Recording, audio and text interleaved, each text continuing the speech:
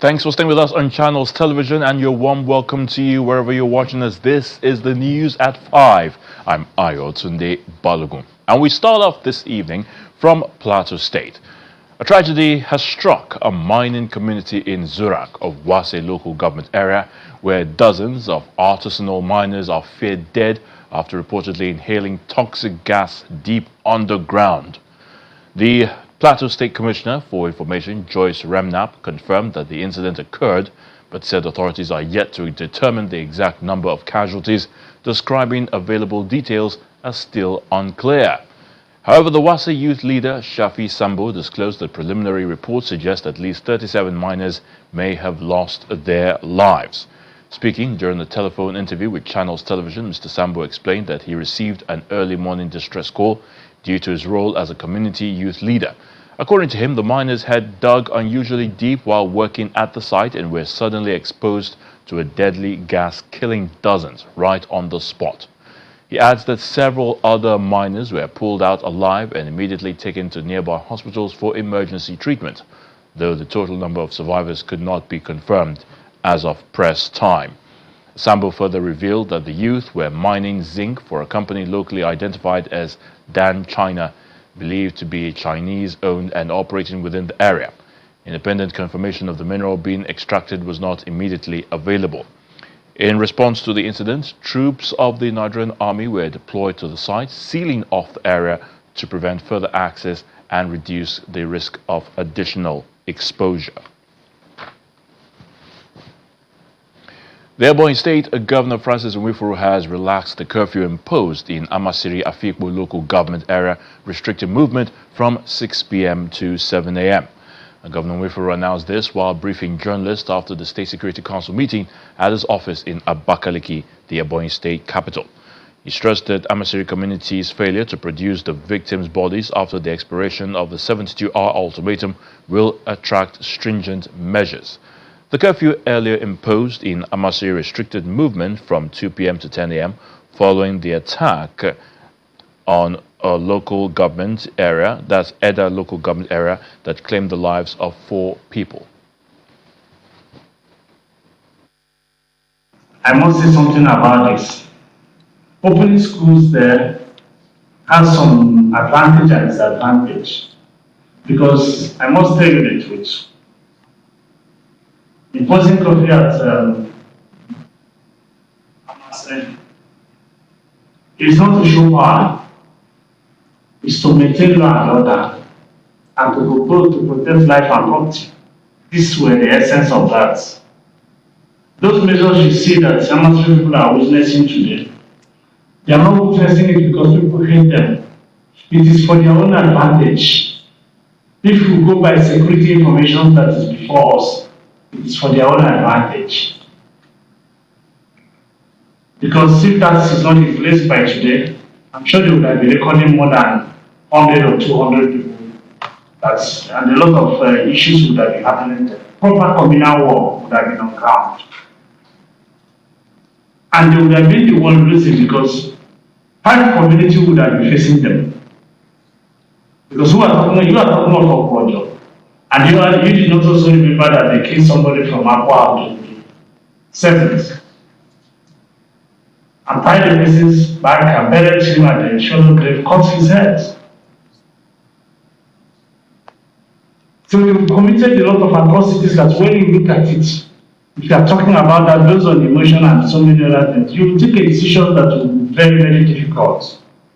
So we are going to look at these school things when we come again for review. So the schools still remain closed until when we review the stringent measures that we say we are going to put in place for the next council meeting. We'll review about the school.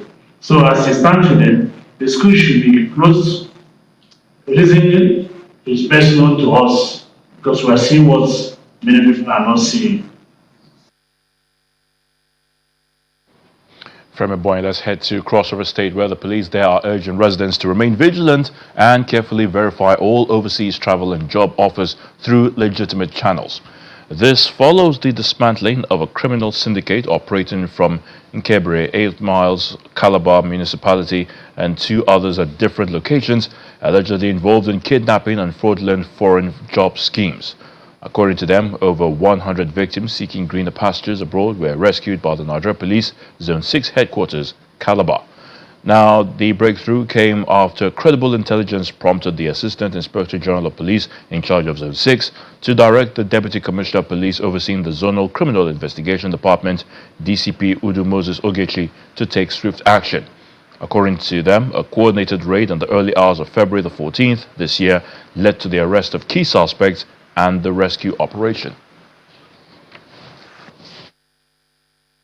From the various information gathered from some of them, we realized that they termed it network marketing. That is what they are doing, whereby products are sold to them they buy products from the company, the so-called company, and they sell and make their money. They believe they will earn in dollars and all. But that has not been the case. It turned out that once they come here, and they use that trick to siphon money from them, they are left stranded. If you walk around, you see the condition they are being subjected to at the end of the day, believing that there is a safe haven outside their states where they are coming, not knowing that the safe haven they are talking about is here in Calabar. This is not just the only site. There is another site close by, but for the sake of this interview, we are using here as one of the sites in which most of the victims were being camped. The Senate insists that the recent declaration of a national emergency on security by President Bola Tinubu must be supported with adequate funding to be effective. Chairman of the Senate Committee on National Security and Intelligence, Senator Yahaya Abdullahi, made this declaration after a closed-door meeting with security and intelligence agencies during their budget defense before the committee. He stated that lawmakers will develop a strategy to ensure the president's declaration does not become merely symbolic. He adds that the committee may engage the leadership of the National Assembly to seek an audience with the president. According to him, the goal would be to present the concerns of the security and intelligence agencies directly and then push for the release of funds required for them to carry out their constitutional responsibilities.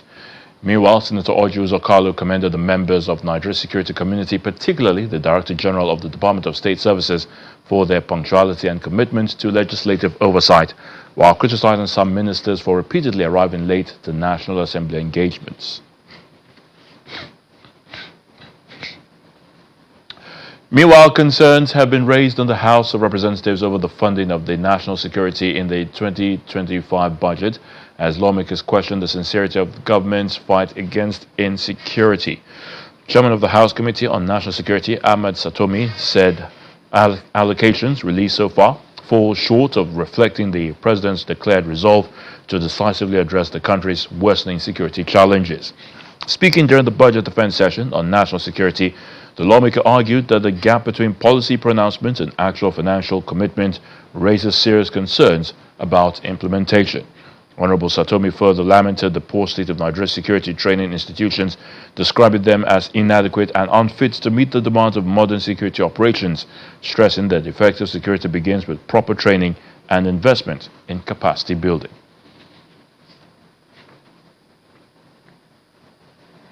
The president has extended his best wishes to the Christian and Muslim communities as they begin Lent and Ramadan. In a statement personally signed by him, he noted, quote, "This year, Lent and Ramadan begin on the same day. For Christians, the Lenten season is a time for fasting, abstinence, and penitence, following Jesus Christ's example in the wilderness before his crucifixion, which brought salvation to mankind. For Muslims, Ramadan is a hallowed season that reflects total submission to God Almighty and his command of sacrifice, devotion, service, and communal love and giving. It marks one of the 5 pillars of Islam.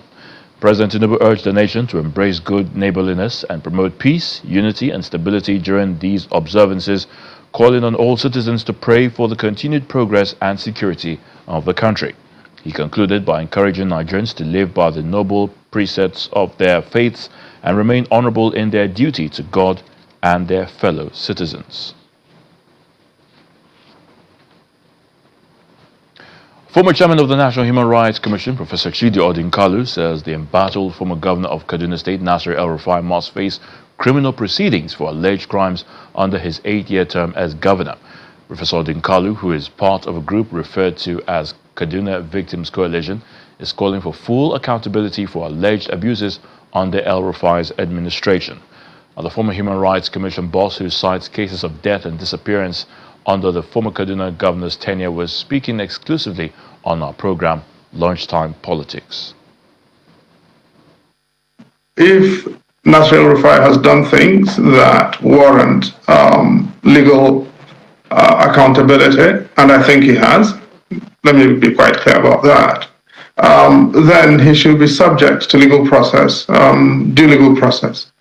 And having cleared that up, I must say one more thing, which is that what I've said is a lot more than Nasir El-Rufai afforded those whom he treated as critics during his time as governor of Kaduna State. He treated people with extraordinary impunity, recklessness, brutality. Some of his victims are dead, including the late Agwam Adara, Dr. Raphael Galadima, who was abducted, ransom paid with his wife, by the way, before he was slaughtered. What we are asking for is not civil proceedings, because there are quite a few, at least that we know, I'm aware of, or I'm involved with, which are in court. It is criminal proceedings. Nasir El-Rufai needs to go through criminal accountability before mechanisms of law, and let these issues be disposed of in a manner that is provided for in our criminal law. That's what we're asking for. We're not asking for civil proceedings. That we already have responsibility for, and we are mostly undertaking in many ways. And we have judgments to show that he clearly is manifestly liable. Now, for the full interview with Professor Chidi Odinkalu, do watch Lunchtime Politics tomorrow, Thursday, February the 19th by noon. The Inspector General of Police, IGP Kayode Egbetokun, is again reaffirming the commitment of the Nigeria Police to institutional reforms, intelligence-led policing, and professionalism, has received retired Inspectors General of Police who paid him a solidarity visit at the force headquarters in Abuja. In his welcome address, Mr. Egbetokun described the visit as a demonstration of unity, continuity, and shared service, noting that their presence reflects the enduring spirit that defines the Nigeria Police. The IGP notes that Nigeria is combating emerging security threats ranging from violent crime to cybercrime, communal tensions, and other complex challenges, stressing that the police remains focused on intelligence-driven and professional responses. Mr. Egbetokun used the opportunity of the visit to highlight ongoing efforts by the Nigeria Police to deepen proactive policing through improved coordination, enhanced intelligence sharing, and disruption of criminal networks, while also strengthening interagency collaboration to ensure a unified national security response.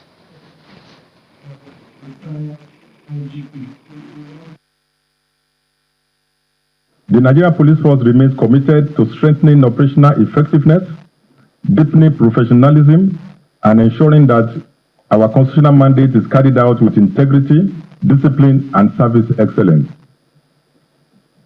It is also important to state that modern policing requires more than enforcement.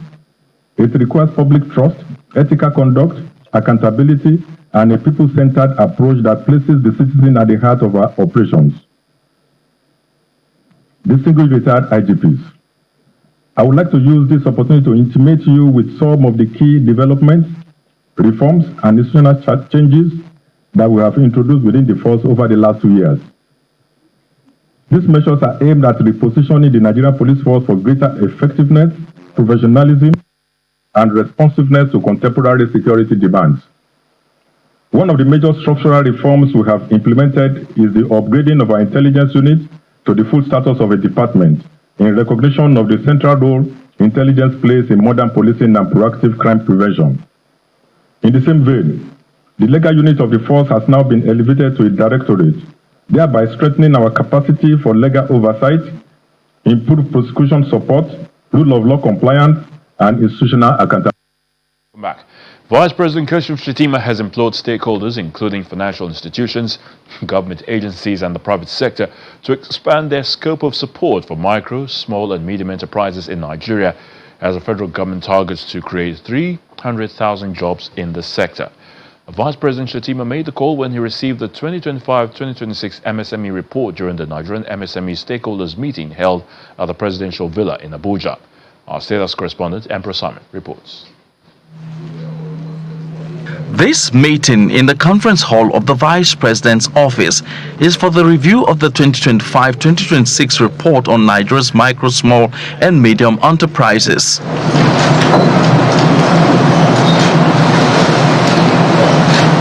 It is attended by some heads of agencies of the federal government, the Minister of Information, Mr. Mohammed Idris, lawmakers, private sector representatives, and other stakeholders in the MSME ecosystem.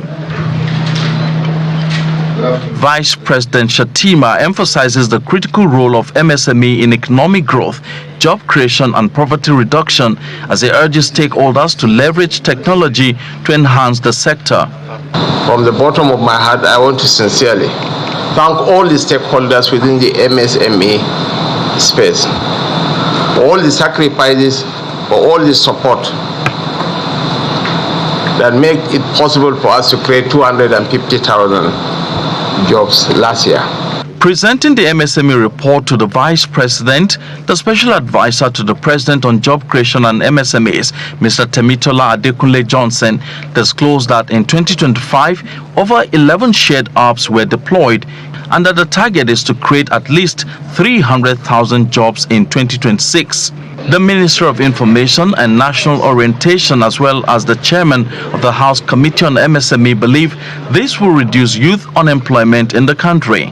Sneddon and the likes of Bank of Industry were able to partner with different states to have what you call de-risking fund or matching fund, so that states are guaranteed 9% or 10%, near single-digit interest rate for their MSMEs. Those are the major things we were able to do last year, and we are thinking of scaling those things up. We wish to reaffirm our commitment to strengthening the legislations to see to the mitigation of the challenges that the MSMEs are facing in Nigeria. For this to happen within this country is an indication that there is an all-inclusive effort that government is doing to ensure that Nigerians indeed benefit from this sector. The 2026 MSME roadmap also focuses on strengthening coordination with partner agencies and state governments, targeting access to funding. From the presidential villa, Emperor Simon, Channels Television News. The federal government has commenced the distribution of tractors and heavy-duty equipment to farmers in 3 phases. These are through direct purchase, leasing, and hiring schemes. Managing Director of the Bank of Agriculture, Mr. Ayodeji Shotirin, says the initiative will boost food production in line with the federal government's food security plans. 20 farmers were amongst the first set of beneficiaries, with other phases expected to commence soon.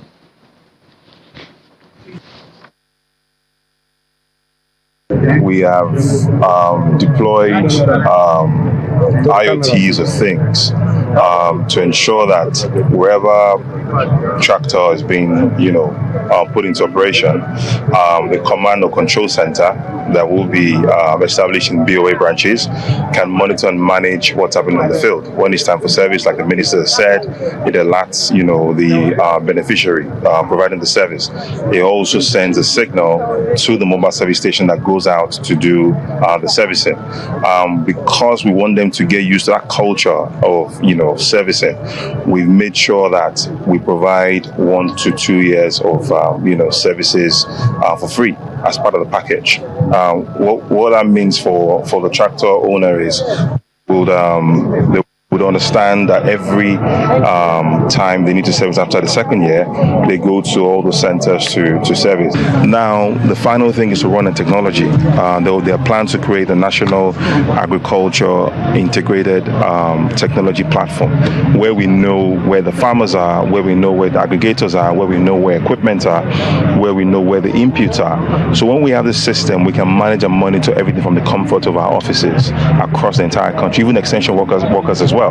So all these plans have never been done before. This is the first time we're trying this out, and we believe, with this we can guarantee food sovereignty.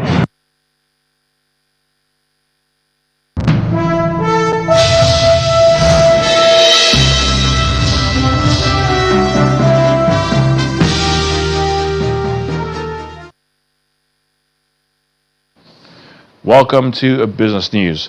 The federal government has commenced the distribution of tractors and heavy-duty equipment to farmers in 3 phases. Of course, we've already taken that story. Let's move on to Nigerian Upstream Petroleum Regulatory Commission. The NUPRC says Nigeria lost an estimated 1.76 trillion naira in revenue after failing to meet its crude oil production quota allocated by the Organization of Petroleum Exporting Countries, OPEC.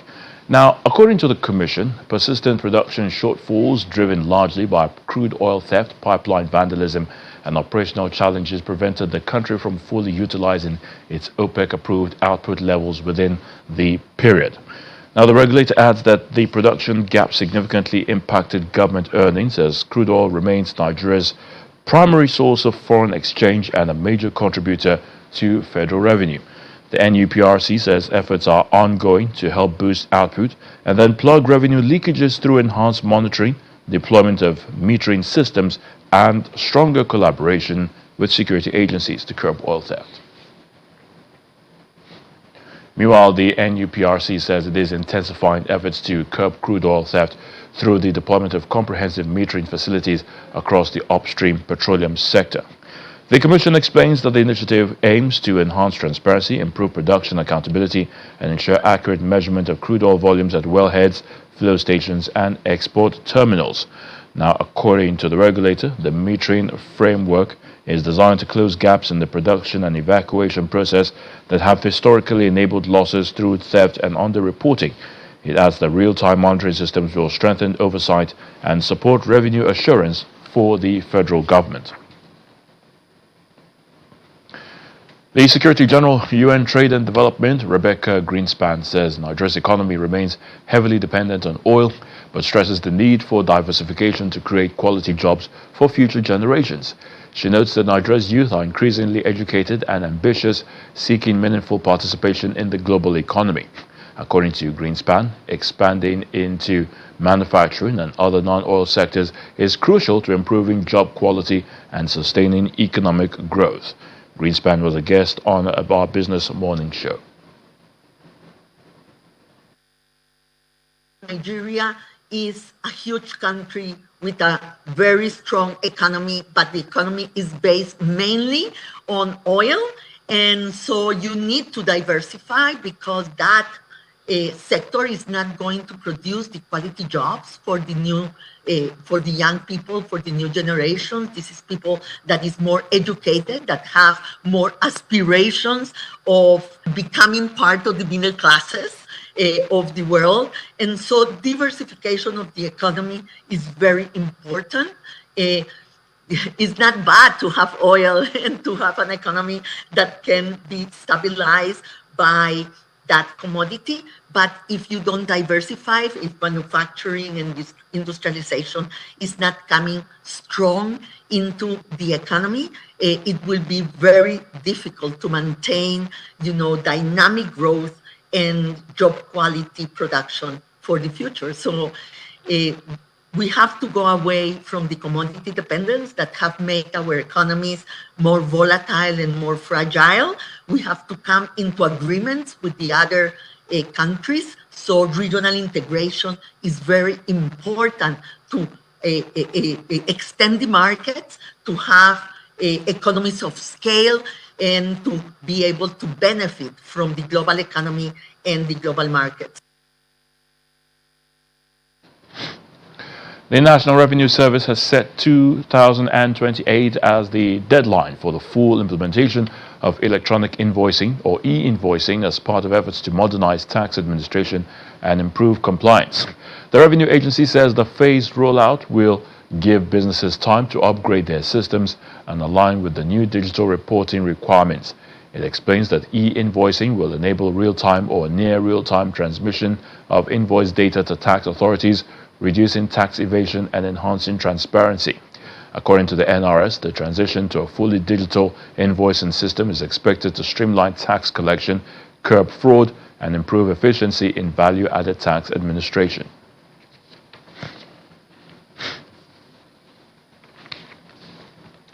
And that's it on the news at 5. Many thanks for watching. I'm Ayotunde Balogun.